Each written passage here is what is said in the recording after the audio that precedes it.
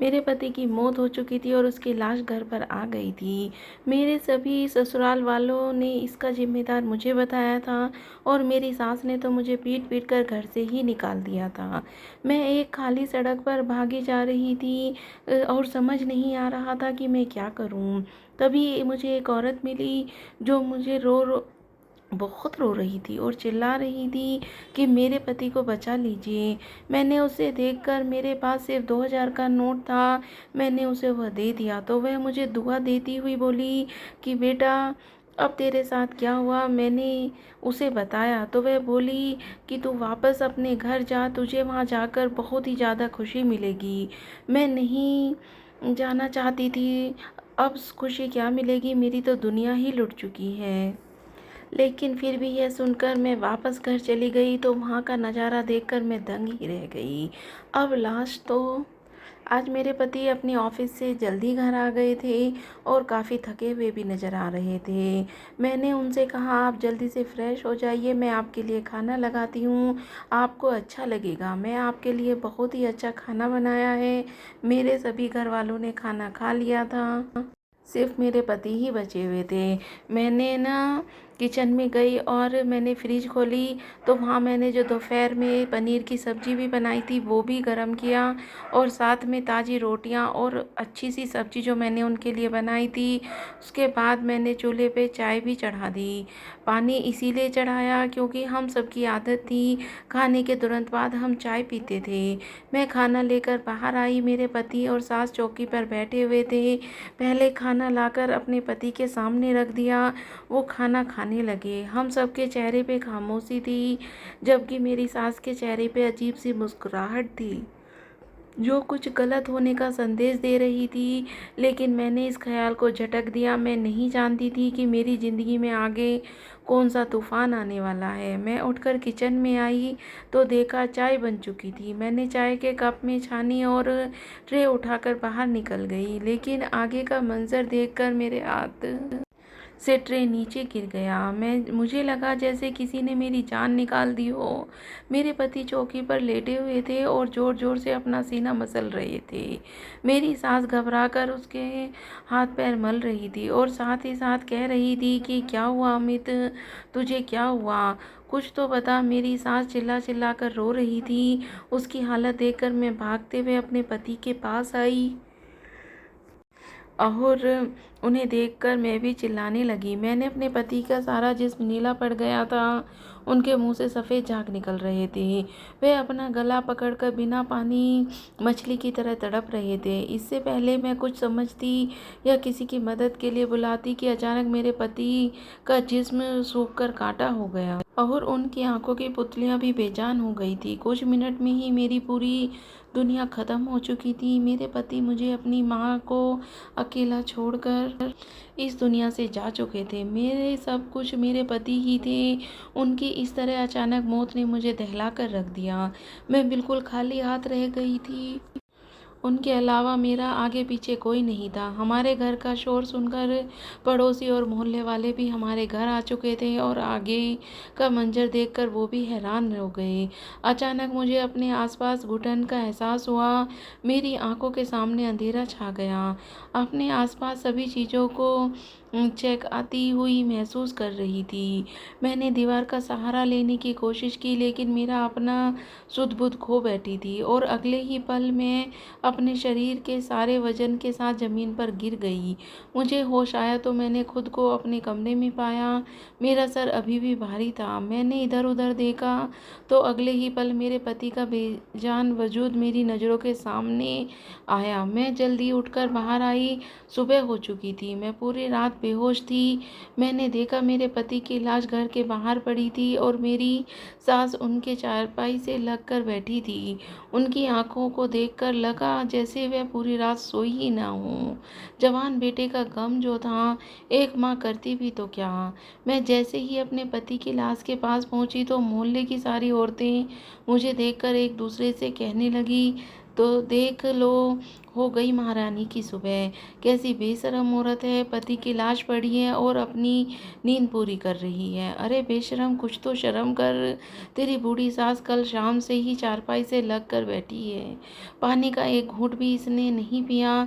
फिर भी इन्हें तेरा ही ख्याल रहा कि तुझे उठाया न जाए, कहीं तेरी तबीयत खराब न हो जाए। इस हालत में भी तुझे ख्याल नहीं आया। एक तो तू है जो अपने पति को जान से मार डाली, फिर बेशर्मी की घर में रहकर अपनी नींद पूरी कर रही है। अरे तुझे शर्म से डूबकर मर जाना चाहिए। ऐसे गुरूर से हमारे सामने खड़ी है।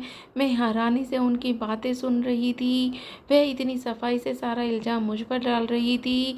मैं इसी सोच में थी। फिर मैं अपने पति के पास जाने लगी।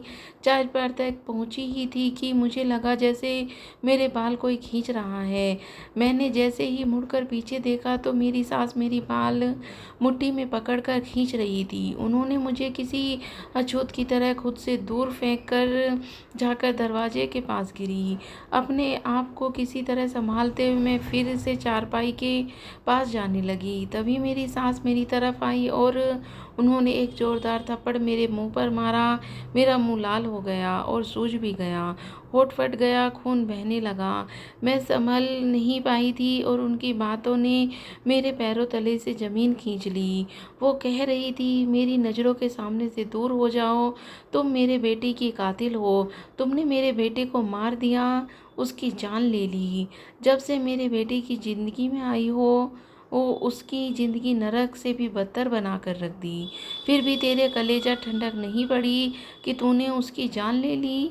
मैंने उनके आगे हाथ जोड़कर कहा, मैंने कुछ नहीं किया। मैंने उनकी जान नहीं ली। मैं ऐसा क्यों करूँगी? भला मेरा पति थे। आप मुझे उनके पास जाने से न रोकें। लेकिन मेरी सास ने मेरी किसी बात का असर नहीं हुआ और मुझे बाजू से पकड़कर गेट के पास ले जाकर धक्के मारकर बाहर निकाल दिया। मेरे ऊपर विपत्ति पहाड़ टूट पड़ा था। एक तो मेरे पति से जुदाई और दूसरा घर से बेघर हो गई। मैं गेट से साथ लगकर रोने लगी। मैं काफ़ी देर तक वहीं पर खड़ी रही, लेकिन अंदर वाले सब पत्थर दिल हो चुके थे। टूटे हुए दिल के साथ सड़क पर चलने लगी। मेरा और कोई ठिकाना नहीं था। जाती तो कहाँ जाती। अचानक मुझे एक औरत ने आवाज़ लगा दी। वो कह रही थी, भगवान के नाम पर मेरी मदद कर दो।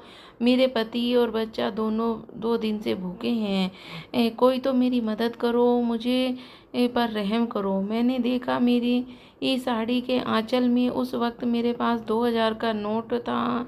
मैंने नोट उस औरत को दिया। उस औरत की गोद में एक छोटा बच्चा था जो रो रहा था।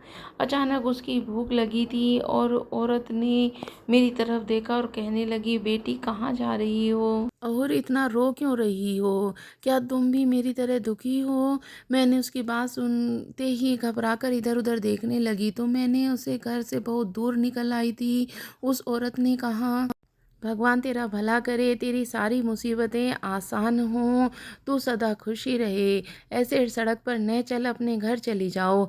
मैंने कहा, मेरा कोई घर नहीं है, मैं बेसहारा हूँ। उसने कहा, तू बेसहारा नहीं है, जा तू अपने घर चली जा। तेरे घर तेरी राह देख रहा है, तेरे पास तो सब कुछ है, फिर क्यों सड़क पर खाक छान रही है? तू तो मालिका है और अपना घर संभाल, अपने घर जा। वहाँ तुझे ऐसी खुशी मिलेगी तूने कभी सपने भी नहीं सोची होगी। मैं बड़ी हैरान हुई कि उस घर में तो मेरे जवान पति की मौत हो गई है। मेरी पूरी दुनिया लुट चुकी है। भला वहाँ कौन सी खुशी मिल सकती है? हालात के आगे मजबूर होकर मैं अपने घर की तरफ जाने लगी और सोचा जाकर देखूँ तो सही कौन सी खुशी मिलने वाली है। और खुशी नहीं भी मिली तो एक बार फिर से अपनी सास के पैर में गिर जाऊंगी। हो सकता है मुझ पर रहम आ जाए और वो आखिरी बार मुझे अपने पति से मिलने दें। इतने में मैं घर के दरवाजे तक आ चुकी थी। मैंने दरवाज़ा दरवाज़ा देखा, अंदर से बंद नहीं था। मैंने धड़कते दिल के साथ घर का दरवाज़ा खोला। दरवाज़ा खोलते ही सामने का मंज़र देखकर मैं हैरत से दंग रह गई। मेरा पूरा शरीर काँपने लगा। मेरा नाम रिया है, मैं एक छोटे से शहर में रहती हूँ। मेरे साथ मेरे पति और मेरी सास रहती हैं। अभी मेरी उम्र 30 साल है। यह बात उस वक़्त की है जब मैं 22 साल की थी। शहर के सबसे अच्छे कॉलेज में पढ़ा करती थी। मुझे पढ़ाई में कुछ ख़ास दिलचस्पी नहीं थी, लेकिन पापा की सख्ती की वजह से मजबूरी में पढ़ रही थी। मेरे पिता एक मशहूर बिजनेसमैन थे, लेकिन उनका रवैया हमारे प्रति शुरू से ही काफ़ी सख्त था। मैंने अपनी पूरी ज़िंदगी में उन्हें कभी मुस्कुराते हुए नहीं देखा था। वह हर वक्त गुस्से में रहते। ऐसा नहीं था कि इसकी कोई वजह थी, वह स्वभाव से ही ऐसे थे। मैं उनकी इकलौती बेटी थी, लेकिन फिर भी उन्होंने मुझसे कभी प्यार से बात नहीं की थी।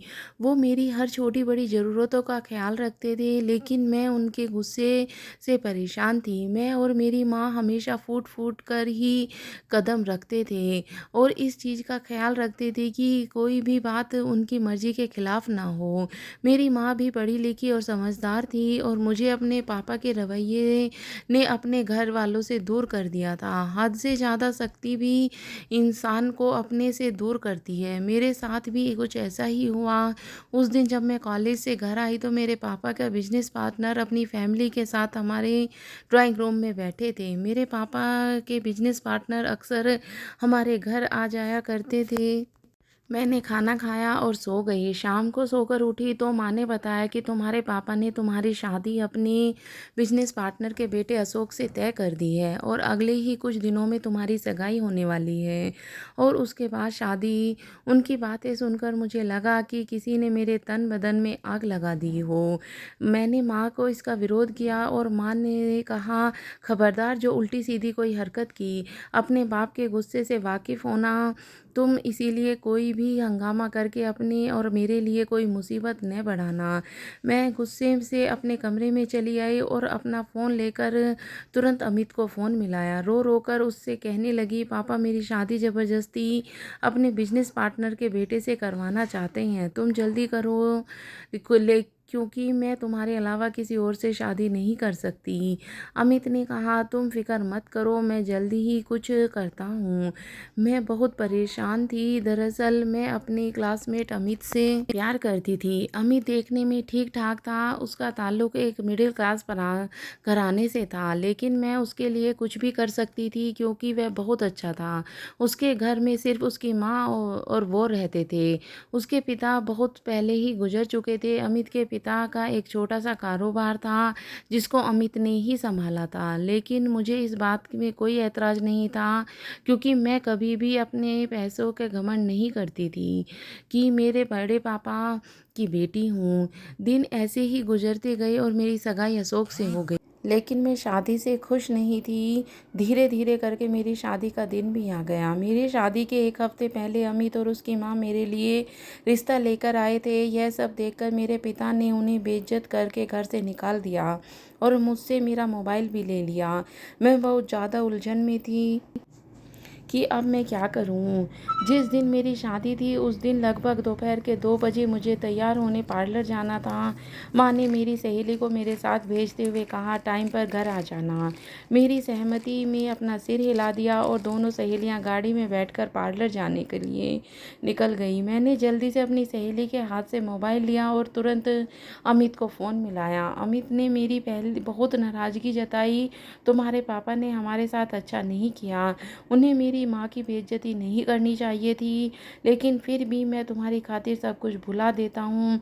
तुम मुझे बताओ कि मैं अब तुम्हें क्या करना है। मैं अमित से कहा कि हमारे पास एक ही रास्ता है कि हम दोनों भागकर शादी कर लें। मैं पार्लर में हूँ, तुम जल्दी आ जाओ और मुझे यहाँ से ले जाओ। हम आज ही शादी कर लेते हैं। अमित ने कहा, यह सब ठीक होगा? मैंने कहा, हाँ सब कुछ ठीक होगा। मैं उसकी इकलौती बेटी हूँ। धीरे धीरे करके वह सब कुछ भुलाकर मुझे अपना लेंगी। अमित ने कहा, अच्छा ठीक है, मैं तुम्हारे पार्लर के आसपास ही खड़ा रहूँगा, तुम मुझे फ़ोन कर देना।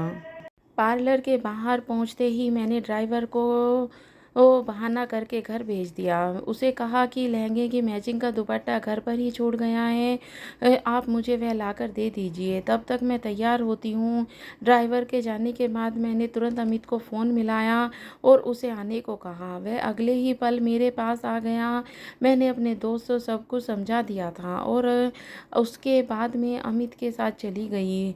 हम दोनों ने मंदिर में जाकर शादी की और उसके बाद अमित की दुल्हन बनकर मैं उसके घर आ गई। मैं यह नहीं जानती थी कि मैं एकदम उठाकर कितनी बड़ी गलती की है। उधर जैसे ही मेरे माँ बाप को मेरी लापता होने की खबर मिली तो सिर पर आसमान ही टूट पड़ा। उन्होंने कभी भी नहीं सोचा था कि ऐसा भी हो कुछ कर सकती हूँ। मेरे घर में तो कयामत ही आ गई थी। मेरे पापा उसी वक्त मुझे जान से मारने के लिए निकले, लेकिन माँ ने उनके पैर पकड़कर कहा, इतना गुस्सा मत करिए, वह हमारी इकलौती बेटी है, भले ही आप उसे माफ़ न करें लेकिन उसे छोड़ दें, उसके साथ ऐसा कुछ न करें। माँ के लाख समझाने पर पापा किसी तरह मान गए। अमित के घर आए मुझे एक हफ्ता हो गया था, लेकिन मेरे मायके में खामोशी थी। मैं यह न समझ सकी कि तूफान के आने से पहले की खामोशी है। मैं सुकून से अपने ससुराल में ज़िंदगी गुजार रही थी। मेरी सास बहुत अच्छी थी, ज़िंदगी बहुत अच्छे से गुजर रही थी। मैंने अपनी पढ़ाई छोड़ दी थी, लेकिन अमित ने अपनी पढ़ाई जारी रखी और साथ साथ वह अपना काम भी करते थे। मेरी सास आस पड़ोस में सिलाई से कपड़े सिलाई करती थी। मैंने भी उनके साथ रहते रहते सिलाई सीख ली। मेरी ससुराल वालों की स्थिति बहुत अच्छी नहीं थी। मुझे शुरू से ही परेशानी हुई, लेकिन धीरे धीरे यहाँ एडजस्ट हो गई थी। इसी तरह हमारी शादी को 6 महीने गुजर गए। मुझे महसूस हुआ कि मेरी सास का रवैया मेरे साथ कुछ अजीब सा होता जा रहा है। वह बार बार मुझसे कहती थी कि तुम्हें अपने माँ बाप से मिलने चले जाना चाहिए, क्योंकि तुम उनकी इकलौती बेटी हो, वह तुम्हें याद करते होंगे और अब तक तो उन लोगों ने तुम्हें माफ़ भी कर दिया होगा। लेकिन मेरे अंदर इतनी हिम्मत नहीं थी कि मैं अपने माँ बाप के गुस्से का सामना कर पाती। उनकी बातों में हर बार कोई न कोई बहाना करके टाल देती।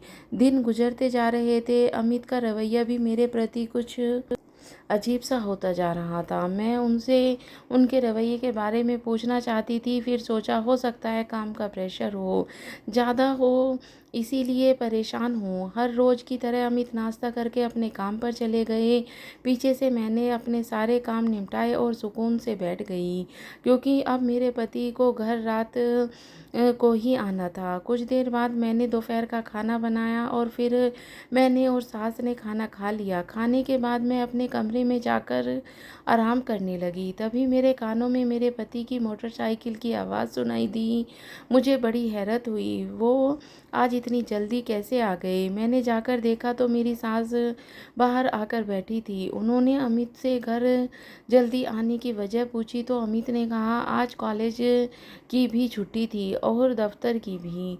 कुछ खास काम नहीं था, इसीलिए जल्दी आ गया। मैंने अपने पति का खाना निकाल कर दिया और उसके बाद किचन में चाय बनाने चली गई। वापस आई तो देखा मेरा पति अमित मर चुके थे। मैं यह मंजर न देख सकी और बेहोश हो गई। जब मुझे होश आया तो सुबह हो चुकी थी और अपने मरे हुए पति के पास जाना चाहती थी। मेरी सास ने मुझे यह कहकर अपने पास न जाने दिया कि तुम कातिल हो, और यही कहकर उन्होंने मुझे घर से निकाल दिया। मैं रोते हुए सड़क पर चलती जा रही थी, तभी मेरे कानों में उस औरत की मदद की ज़रूरत की आवाज़ आई। मैंने अपनी उसकी मदद उसने मुझे दुआएं देते हुए घर जाने को कहा और साथ ही यह भी कहा कि जाते ही तुझे खुशी मिलेगी जो आज तक किसी औरत को नहीं मिली होगी। उसकी बात सुनकर मजबूरन मैं घर पहुंची और जैसे ही दरवाज़ा खोला तो मेरे सामने का मंजर देखकर मेरे होश उड़ गए।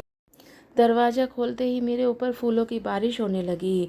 गुलाब की ताज़ा पत्तियां मेरे ऊपर गिरती जा रही थी। मैंने नज़र उठाकर देखा तो मेरे पति की लाश गायब थी और साथ ही साथ सारे लोग भी गायब थे। घर के फूलों से सजाया गया था। फूलों से दरवाजे से लेकर अंदर पहुंचने तक का रास्ता बनाया गया था। यह सब देखकर मैं बड़ी हैरान हुई कि यह क्या है। यह तो मातम वाला घर था, यहाँ तो मातम होना चाहिए, तो यह सब क्या है। है? मेरे पति की लाश कहाँ गई? मेरी सास कहाँ गई? मुझे कुछ समझ नहीं आ रहा था। मैं उन फूलों की पत्तियों से गुजरते हुए घर के अंदर गई। मेरी सास के कमरे में बातों की आवाज़ आ रही थी। अंदर से आने वाली आवाज़ सुनकर मुझे अपने कानों पर यकीन नहीं हुआ और मुझे उस औरत की बातें सच लगने लगी। उसने सच ही कहा था कि बेसहारा नहीं है, बल्कि भोली और कम अक्ल हूँ। मेरी नाक के नीचे कितनी घिनौनी साजिश रचाई गई, लेकिन मैं बेखबर रही। कैसे प्यार की आड़ में मेरे साथ इतना गंदा खेल खेला गया। मुझे खुद की कम अक्ल पर गुस्सा आया। मैंने ऐसे शख्स को इतना मौका दे दिया कि वह आकर मेरी ज़िंदगी से खेल गया। मेरी सास मेरे पति से कह रही थी कि तैयारी हो गई है, तुम जाओ और उसे कहीं से ढूंढ कर ला। मेरे पति ने कहा, मैं तो उसकी नज़र में मर चुका हूँ, कैसे आएगी? मेरी सास ने कहा, भोली है, तुम उसके सामने कोई बहाना कर देना, कह देना कि बेहोश हो गया था, तो लोगों ने मुझे मुर्दा समझ लिया। तो इससे मैं क्या कर सकता हूँ? कुछ भी करके किसी भी कीमत पर उसे वापस लेकर आओ। तुम जानते हो ना कि जिस मकसद के लिए तुमने उससे शादी की थी अब जाकर पूरा हुआ है। अब उसे ऐसे ही नहीं जाने दे सकते। न जाने कितना इंतज़ार था मैंने इस दिन का। कितनी खुशी हुई थी जब तूने मुझे आकर बताया कि तुमने एक अमीर लड़की से अपने जाल में फंसा लिया है। लेकिन मुझे क्या पता था कि उसका खड़ूस बाप इतना सख्त होगा। जब तुम दोनों भागे तो मैंने यही सोचा कि अपनी इकलौती औलाद को माफ़ कर देगा। लेकिन नहीं, उस बूढ़े ने तो सारा प्लान चौपट कर दिया। और इसको देख लो, लैला कहीं की तुमसे ही चिपक कर बैठ गई। मैंने तो तुम्हारी मौत का ड्रामा इसीलिए रचाया था कि उस पर इल्ज़ाम लगाकर उसे घर से निकाल दूं, क्योंकि उसके मायके से तो एक फूटी कौड़ी नहीं मिलनी थी। हम कब तक उससे मुफ्त की रोटियां खिलाते रहते। लेकिन मैंने जानबूझकर तेरे खाने में बेहोशी मिलाई, स्प्रे से छांक भी लगा दी। खून का क्या जरा सा कट लगा और नाक और मुंह से खून से भर गए। मैं हैरान से खड़ी उनकी बातें सुन रही थी। अब और क्या सुनना बाकी था? अगली बात सुनकर तो यह पहले तो सब छोटे मोटे झटके थे। मेरी सास की अगली बात ने मेरे जिस्म से जान निकाल दी और चक्कर खाकर फर्श पर गिर पड़ी। मेरे पति ने सास से कुछ गिरने की आवाज़ सुनकर दरवाजे की तरफ देखा तो उनके चेहरे में खौफ के साए मंडराने लगे। उन्होंने मुझे उठाकर बिस्तर पर लिटाया और जब मुझे होश आया तो मेरे पति अमित कमरे में बेचैनी से टहल रहा था। मैं तुरंत उठी और कहा, मुझे अपने माँ बाप के घर जाना है। मैं उनकी कोई भी बात सुने बिना बाहर की तरफ बढ़ गई और मम्मी पापा के घर जाने लगी।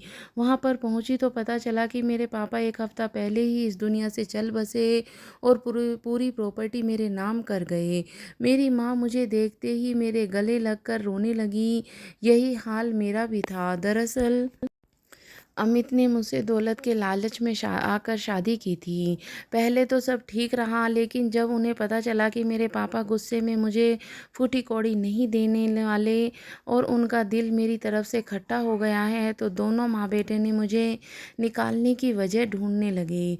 और जब उन्हें कोई वजह नहीं मिली तो अपने मरने का ड्रामा रचा बैठे और मेरे ऊपर इल्ज़ाम लगाकर मुझे घर से बाहर कर दिया। पर मेरे घर से बाहर जाते ही उन्हें किसी से खबर सुनी कि मेरे पापा मर गए हैं और पूरी की प्रॉपर्टी मेरे नाम कर गए हैं। तो यह खबर सुनते ही मेरे पति उठकर बैठ गया। मोहल्ले वाले कुछ तो डर गए और कुछ ने वजह जानने की कोशिश की तो उन्हें ऐसा महसूस कराया कि कुछ याद नहीं आ। सबने यही समझा कि हमारे ही गलती है, हमने बेहोशी की मौत समझ लिया। एक एक करके सब लोग वहाँ से चले गए। मेरी सास और मेरे पति प्रॉपर्टी के लालच में अब मुझे वापस लाना चाहते थे ताकि मेरी पूरी प्रॉपर्टी अपने नाम करवा सकें। इसीलिए उन्होंने मुझे खुश करने के लिए मेरे स्वागत में पूरा इंतज़ाम किया। लेकिन मेरी भी फैसला कर लिया था कि मैं उन्हें कभी माफ़ नहीं करूँगी। शाम होते ही मेरे पति और मेरी सास मेरे घर आए, मुझसे माफ़ी मांगने लगे, लेकिन मुझ पर उनकी किसी भी बात का कोई असर नहीं हुआ।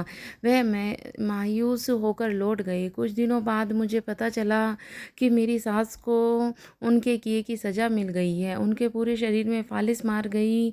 अमित की भी हालत बहुत ख़राब थी। उसकी हालत देखकर मेरा दिल खून के आंसू रोता था। चाहे उसने मेरे साथ जो भी किया, लेकिन वो मेरे पति था। लालच इंसान को कहीं का नहीं छोड़ता। मैंने अपनी ज़िंदगी में यही सबक लिया है कि कभी भी अपने माता पिता की मर्जी के खिलाफ कोई कदम नहीं उठाना चाहिए, और वे ही हमारी ज़िंदगी के सही फैसले लेते हैं। तो दोस्तों, आपको ये कहानी कैसी लगी, मुझे एक कमेंट करके ज़रूर बताना। मैं ऐसी ही अच्छी अच्छी कहानियाँ आपके लिए लाती रहूँगी। पूरी कहानी सुनने के लिए आपका बहुत बहुत धन्यवाद।